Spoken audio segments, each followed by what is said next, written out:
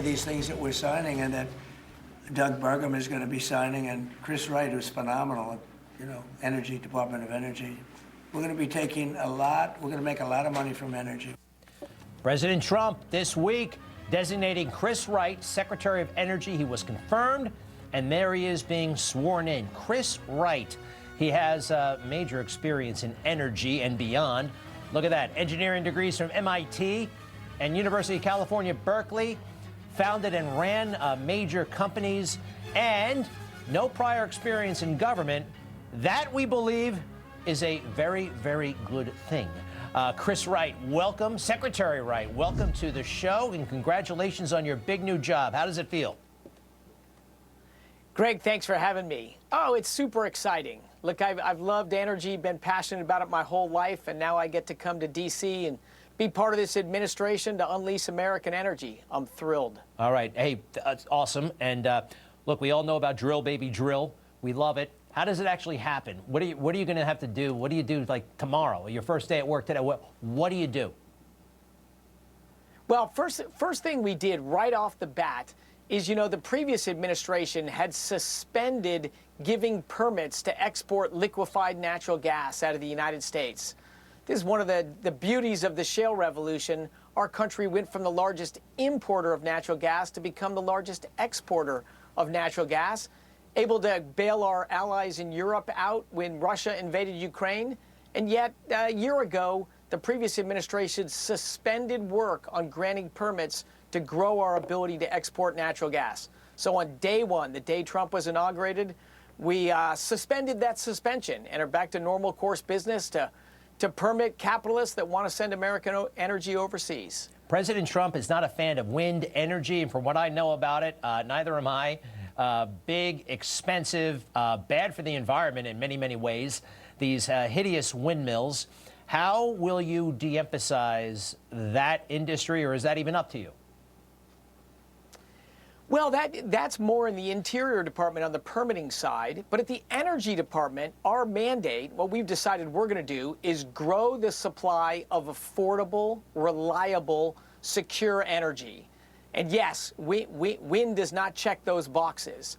But, we want to see next generation nuclear come out. We want to see geothermal grow. Heck, we're going to see fusion power in the United States in the next few years. All of these are in addition to natural gas and oil, which are the main powerhouses of the United States today. And coal is still our third biggest supply of energy in the United States. We don't care where energy comes from, as long as it makes American lives better, keeps their prices down, and expands their life opportunities. How much, now, President Trump, C02, spoke about the Green New Deal in his inaugural speech, which seemed to be a joke when it was first unveiled by AOC and the squad. Let's listen to this. This is the inauguration speech by President Trump, C02, if you don't mind. We will be a rich nation again, and it is that liquid gold under our feet that will help to do it. With my actions today, we will end the Green New Deal, and we will revoke the electric vehicle mandate, saving our auto industry and keeping my sacred pledge to our great American auto workers. That Green New Deal, or the Green New Scam, how much damage did that thing do? How much money did it waste?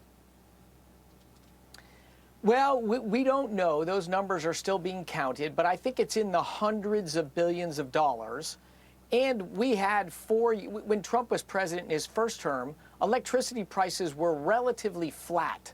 But yet we've had almost a 30% rise in American average electricity prices over the last 4 years of this administration. And that was with very little growth in demand for electricity, before AI, before reshoring of manufacturing in our country, and they still had huge price rises. That should not have happened. I want to show you a picture. This is October 1st, 1977. Jimmy Carter signing the bill that actually established the Department of Energy all the way back then. And let me ask you something. President Trump told Linda McMahon, hey, I want you to do a great job at education, and I don't want there to be an education department down the road. Republicans have talked about dismantling the Energy Department. Ultimately, I don't know if that's the end goal here. You got to set things straight in terms of America, but what is the future of the Department of Energy? Do we need one? Well, actually, we do. And the main reason is because the mandate is much broader than energy. The Department of Energy, its birthplace was in the Manhattan Project, where we developed atomic weapons during World War II to win that war and ultimately to win the Cold War. Those national labs and that nuclear technology that was developed, all of that is part of the Department of Energy today. Our 17 cornerstone labs that are the envy of the world are part of the Department of Energy. The design and maintenance and care of our nuclear weapons arsenal, that's in the Department of Energy. So it's more than just energy. It's really basic science, basic engineering, and growing America's competitive advantage. The future of quantum computing and AI is really going to be a partnership of American industry and the scientists and partners at the Department of Energy. So it's not really an industry enabling body. It's an American technology and science powerhouse. Gotcha. And by the way, you mentioned basic engineering. You know, basic and advanced engineering. If we can take a peek at your resume again, C01, engineering degrees from MIT and University of California, Berkeley. What was your specialty? What kind of engineering did you do? And what was the easier school, or what was the harder school, MIT or Berkeley? Well, honestly, it's hard to top MIT. I think it's the premier scientific institution in the world. I went to MIT to study physics, to work on fusion energy.